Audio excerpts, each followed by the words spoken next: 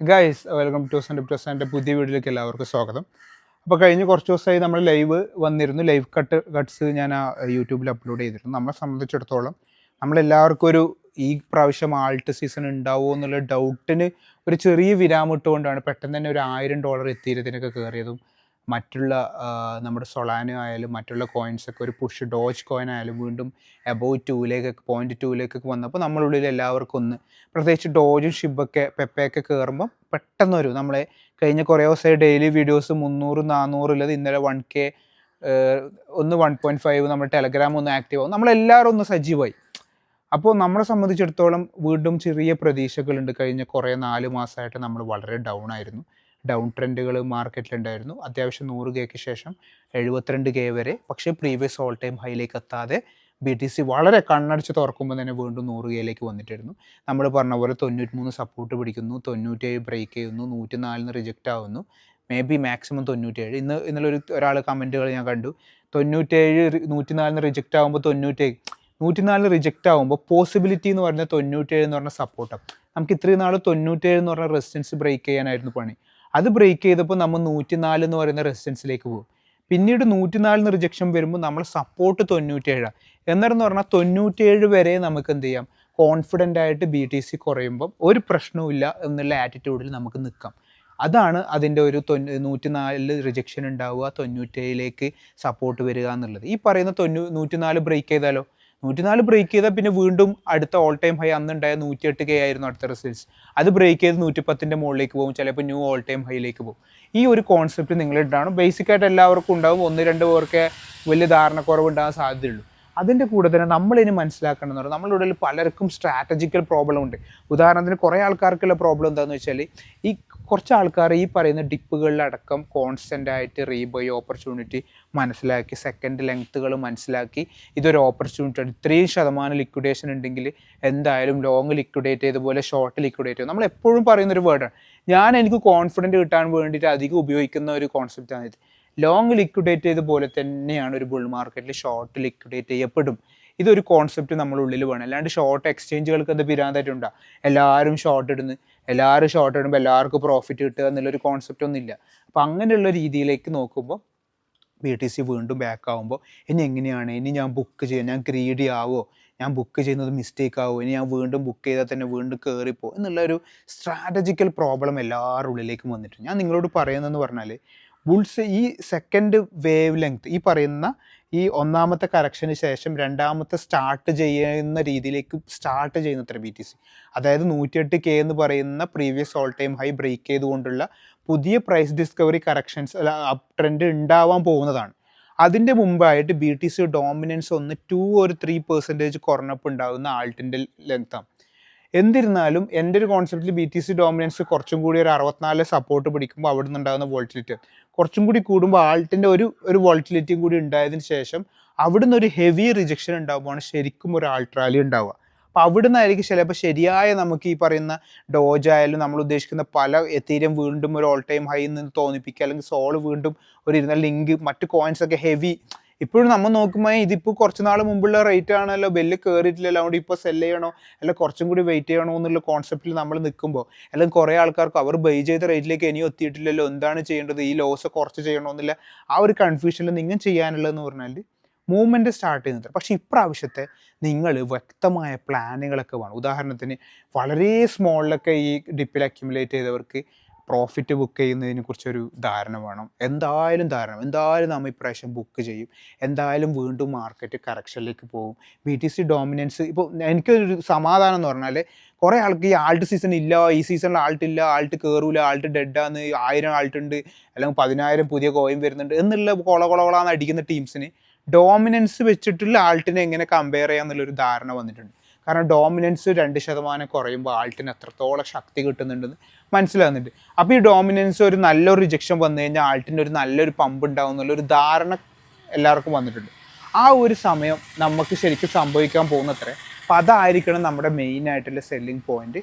അതുകൊണ്ട് വീണ്ടും ഞാൻ നിങ്ങളോട് പറയുകയാണ്, നമ്മൾ കുറച്ചും കൂടി നമുക്ക് ചിലപ്പോൾ ഒരു റിട്ടേൺസ് ഓപ്പർച്യൂണിറ്റികൾ മുമ്പിലുണ്ട്. അത് നിങ്ങളുടെ പേഴ്സണൽ ബൈയിങ്ങും പേഴ്സണൽ എയിമും പോലെ ഇരിക്കും. ചില ആൾക്കാർ പറയുന്നുണ്ട് എങ്ങനെയാണ് ആൾട്ടിൻ്റെ കാര്യത്തിൽ എപ്പം ബുക്ക് ചെയ്യണം, എങ്ങനെ ബുക്ക് ചെയ്യണം. പേഴ്സണലി എൻ്റെ 10x കോയിൻസ് ബുക്ക് ചെയ്യുന്ന ഒരു പോയിന്റ് ഞാൻ എന്തായാലും പ്രീമിയം മെമ്പേഴ്സിനോട് പറയുന്നു കൊടുക്കും. നിങ്ങൾ നിങ്ങളെ ബൈയിങ് പോയിന്റ് എവിടെയാണ്, നിങ്ങളുടെ രീതികളെ. പിന്നെ ഒരു കാര്യം ഞാൻ ഇപ്പോഴേ പറഞ്ഞേക്കാം, നിങ്ങൾ ഈ പറയുന്ന വരുന്ന സമയത്ത് ഏത് കോയിനായാലും നിങ്ങൾ ഈ പറയുന്ന ഇനി അങ്ങോട്ടുള്ള സമയത്ത് നിങ്ങൾ ലോല് വാങ്ങിയ കോയിൻസ് ബുക്ക് ചെയ്തിനെങ്കിൽ പിന്നെ ആ കോയിന് നിങ്ങൾ ബൈ ചെയ്യാൻ നോക്കേ വേണ്ട. നിങ്ങൾ ഈ സൈക്കിൾ എന്ത് ചെയ്യണം, ഈ സൈക്കിളിൽ നിങ്ങൾ സെല്ലിങ് ക്ലോസ് ചെയ്തുകൊണ്ടിരിക്കുക എന്നല്ലാണ്ട് വീണ്ടും ഒരു ഉദാഹരണത്തിന് 160 സോള് വിൽക്കുക, 200 ആകുമ്പോൾ സോള് വീണ്ടും വാങ്ങുക, എന്നിട്ട് ഒരു 220 വിൽക്കുക, 240 ആകുമ്പോൾ വീണ്ടും വാങ്ങുക, എന്നിട്ട് ഇനി ഏതായാലും വിൽക്കുന്നില്ല എന്ന് പറയുക, എന്നിട്ട് വീണ്ടും 120 സോള് വരിക, എന്നിട്ട് ഫുള്ള് ലോസ് ആവുക എന്നുള്ളൊരു ആറ്റിറ്റ്യൂഡ് ഇനി ഉണ്ടാവരുത്.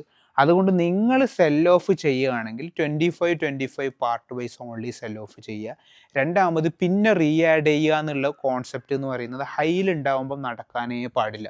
ഇനിയിപ്പോൾ ചിലപ്പോൾ നിങ്ങൾ ഉദാഹരണത്തിന് 160 സെൽ ചെയ്തു, മാർക്കറ്റ് ഒരു വോൾട്ടിലിറ്റി ഉണ്ടായി 140 വന്നിനെങ്കിൽ നിങ്ങൾ റീ ആഡ് ചെയ്യാന്നല്ലാണ്ട്, അതും ഇപ്പം ഈ സമയങ്ങളിൽ വന്നിരുന്നെങ്കിൽ മാത്രം റീ ആഡ് ചെയ്യാന്നല്ലാണ്ട് നിങ്ങൾ 160 സെൽ ചെയ്യുക, വീണ്ടും 150 വീണ്ടും ബൈ ചെയ്യുക, എന്നിട്ട് വീണ്ടും 200 അങ്ങനത്തെ ഒരു കോൺസെപ്റ്റ് നിങ്ങളുടെ ഭാഗത്ത് നിന്ന് ഉണ്ടാവരുത്. പ്രത്യേകിച്ച് വരുന്ന അങ്ങോട്ട് ഫോമോ പീരീഡുകൾ ഹെവി ആകുമ്പോൾ നിങ്ങൾ ആദ്യമേ മാർക്കറ്റിലുള്ള ഒരാളായിട്ട് നിങ്ങൾ അതിൽ പെട്ടു പോകരുത്. അപ്പോഴും സെല്ലിങ് ഓപ്പൺ എപ്പോഴും 20 അല്ലെങ്കിൽ 20% മാത്രം സെൽ ഓഫ് ചെയ്ത് എന്നിട്ട് എന്ത് ചെയ്യുക. ചില ആൾക്കാർക്ക് ഭയങ്കര റിഗ്രറ്റാണ്. ചിലപ്പോൾ 140 വാങ്ങിയ ആൾ 170 കണ്ട് സെൽ ചെയ്തിട്ടില്ല, വീണ്ടും 150 വന്ന് ഫുൾ സെൽ ഓഫ് ചെയ്യുന്നവരുണ്ട്.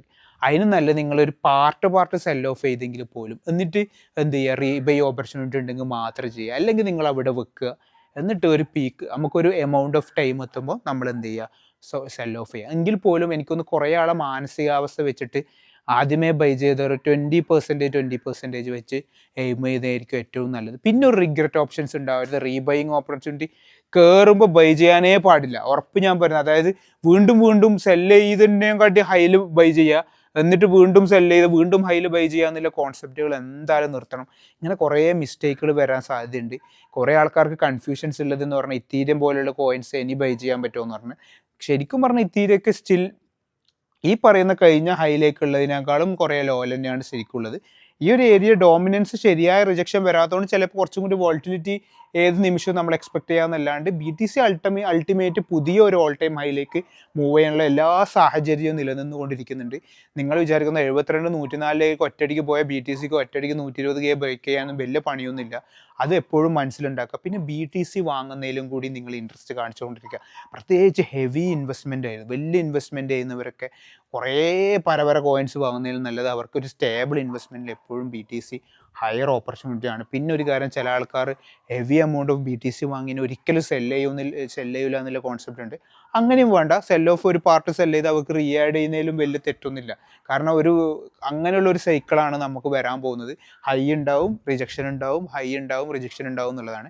എന്നിരുന്നാലും സെക്കൻഡ് പ്രൈസ് ഡിസ്കവറി മോഡ് ഈ 2025 എന്ന് പറയുന്നത് നമ്മളെ സംബന്ധിച്ചിടത്തോളം ബുൾ ഇയറിൽ പുതിയ പ്രതീക്ഷകൾ, പുതിയ ഹൈ നമ്മൾ കാണും. അതേപോലെ തന്നെ ബിയർ മാർക്കറ്റിലേക്കുള്ള അവസാനം നമ്മൾ കാണും. നമ്മൾ മാക്സിമം സെപ്റ്റംബർ വരെയിൽ എക്സ്പെക്ട് ചെയ്താൽ മതി. അതിൻ്റെ മുമ്പുള്ള ഒരു ഹൈയിൽ നമ്മൾ കൂൾ ചെയ്ത് പ്രോഫിറ്റബിൾ ആക്കി മൂവ് ചെയ്ത് പോകേണ്ടതുണ്ട്. നമ്മൾ വീണ്ടും റീബൈ ചെയ്യുക. പുതിയ ആൾക്കാർ വന്നുകൊണ്ടിരിക്കുന്നുണ്ടെന്ന് അറിയാം. പുതിയ ആൾക്കാർ വന്നിനെങ്കിൽ ഈ ബുൾ മാർക്കറ്റിൽ വരാണ്ട് നിങ്ങളിപ്പോൾ വാച്ച് ഔട്ട് ചെയ്ത് സിറ്റുവേഷൻ നോക്കിയിട്ട് അടുത്ത ബിയർ മാർക്കറ്റ് ആകുമ്പോൾ സജീവമായിട്ട് ഏത് കോയിനാണ് കൂടുതൽ ഇതായത് എങ്ങനെയാണെന്നുള്ള അടുത്ത 4 ഇയർ സൈക്കിൾ. ഈ 4 ഇയർ സൈക്കിൾ സ്റ്റാർട്ട് ചെയ്തത് ഫസ്റ്റ് ഇയർ ആണ്. നമുക്ക് ഇനിയും 3 ഇയർ പോലും ഉണ്ട്. അപ്പോൾ അതിനനുസരിച്ച് പ്ലാൻ ചെയ്താൽ മതി. അല്ലാണ്ട് ഇപ്പോൾ ഒരു ഹൈക്കിൽ സജീവമാകുന്നതും ഒരു റിസ്ക് എലമെൻ്റ് ഉണ്ട്. പിന്നെ ഡോളർ, ഞാൻ ഇപ്പോഴും പറയുകയാണ്, BTC ഡോമിനൻസ് ഈ ഒരു സപ്പോർട്ട് പിടിച്ച് ചിലപ്പോൾ പെട്ടെന്നൊന്ന് കയറുമ്പോൾ ആൾട്ടിനൊരു വോൾട്ടിലിറ്റി ഉണ്ടാകുമ്പോൾ അന്ന് ഡോളർ ഉണ്ടോ ഡോളർ എവിടെ നിന്ന് തപ്പും, ഡോളറിനെ കുറച്ച് റേറ്റ് കൂടി നാക്കുന്നതിന് നല്ലത് എപ്പോഴും മാർക്കറ്റ് പമ്പാകുമ്പോൾ ഡോളർ അക്യുമുലേറ്റ് ചെയ്യുന്നതാണ് ഏറ്റവും ബുദ്ധി. എന്തായാലും ഒരു റിജക്ഷൻ, ഒരു വോൾട്ടിലിറ്റി, ഒരു റീടെസ്റ്റ് അറ്റംപ്റ്റ് എങ്ങനെയെങ്കിലായിട്ട് മാർക്കറ്റിന് അല്ലെങ്കിൽ ഡോമിനൻസ് പെട്ടെന്ന് ഒരു സ്ട്രോങ് ആയിട്ട് സപ്പോർട്ട് പിടിക്കുക, USDT സ്ട്രോങ് ആയിട്ട് സപ്പോർട്ട് പിടിക്കുക. ഇങ്ങനെയുള്ള സമയത്തൊക്കെ എന്ത് ചെയ്യപ്പെടും, USDT റേറ്റും കൂടും, ആൾക്കാരുടെ ഡിമാൻഡും കൂടും. അപ്പോൾ എപ്പോഴും ചെയ്യാനുള്ളതെന്ന് പറഞ്ഞാൽ മാർക്കറ്റ് ഗ്രീൻ ആകുമ്പോൾ USDT അക്യുമുലേറ്റ് ചെയ്യുക. ആ ഒരു മെൻറ്റാലിറ്റി നമുക്ക് ഉണ്ടാവില്ല. നമുക്ക് എന്തുണ്ടാവും, നമ്മളില്ല കോയിൻസ് ഉണ്ട്, നമ്മളെയും USDT ഉണ്ട് എന്നുള്ള തോട്ടം. അത് സെൽ ഓഫ് ചെയ്യുകയും ചെയ്യില്ല, USDTയെ കുറിച്ച് ചിന്തിക്കുകയും ചെയ്യില്ല. മാർക്കറ്റ് ഡൗൺ ആകുമ്പോൾ ഓടിപ്പോയി USDT തപ്പുകയും ചെയ്യും, സ്കാമിൽ പെടുകയും ചെയ്യും. പ്രത്യേകിച്ച് ടെലഗ്രാമിൽ സ്കാം നടക്കുന്നുണ്ട്, P2Pയിൽ സ്കാം നടക്കുന്നുണ്ട്, ഗെയിമിംഗ് ഫണ്ട് വരുന്നുണ്ട്. നിങ്ങൾ വിചാരിക്കുന്ന ചില ആൾക്കാർ 95, 93 എന്നൊക്കെ നിങ്ങൾക്ക് സെല്ലിടാൻ നോക്കുമ്പോൾ അത്ര എമൗണ്ട് പറയുന്നുണ്ട്. ചില ആൾക്കാർ ചെറിയ എമൗണ്ട് പറഞ്ഞ് നിങ്ങൾ ഇതാക്കുന്നുണ്ട്. പലതരം സ്കാമുകളുണ്ട്. നമ്മൾ ഒരു പുതിയൊരു ഇൻവെസ്റ്റ്മെൻറ്റ് മൂഡിൽ വരാം, ഒരു കാര്യം ചെയ്യാം, ക്രിപ്റ്റോയിലേക്ക് വരാം, ആദ്യമായിട്ട് വരുന്ന അവിടെ നിന്ന് പെറ്റിക്കപ്പെട്ട് കഴിഞ്ഞാൽ പിന്നെ ഈ ഒരു ഓപ്പർച്യൂണിറ്റി നമ്മൾ നോക്കുകയേ ചെയ്യില്ല. പിന്നെ ഒരിക്കൽ ചൂടുവെള്ളത്തിൽ വീണ അവസ്ഥയുണ്ടാവും. അതുകൊണ്ട് നിങ്ങൾ പ്രത്യേകിച്ച് നമ്മളൊക്കെ അതിന് വേണ്ടിയിട്ട് സജീവമായിട്ട് ഓരോരോ ആൾക്ക് എന്താണ് ഉള്ളത്, എന്താണ് നമ്മൾ മെമ്പേഴ്സിൻ്റെ ഒന്നൊക്കെ കളക്ട് ചെയ്ത് ആർക്കാണ് എവിടെയാണ് എങ്ങനെയാണ് വേണ്ടത് പ്യുവർ ഫണ്ട് എന്ന നിലയിൽ സജീവമായിട്ട് ഫുൾ ടൈം എവിടെയാണ് $1 വേണ്ടത് അല്ലെങ്കിൽ എവിടെയാണ് INR ആക്കണം എന്നുള്ള സെറ്റപ്പിൽ തന്നെ നിൽക്കുന്നുണ്ട്. അപ്പം നമ്മളത് നിങ്ങൾക്ക് ഏത് നിമിഷം വിശ്വസിക്കുകയും ചെയ്യുക. അതുകൊണ്ട് ശ്രദ്ധിക്കുക. Okay, by.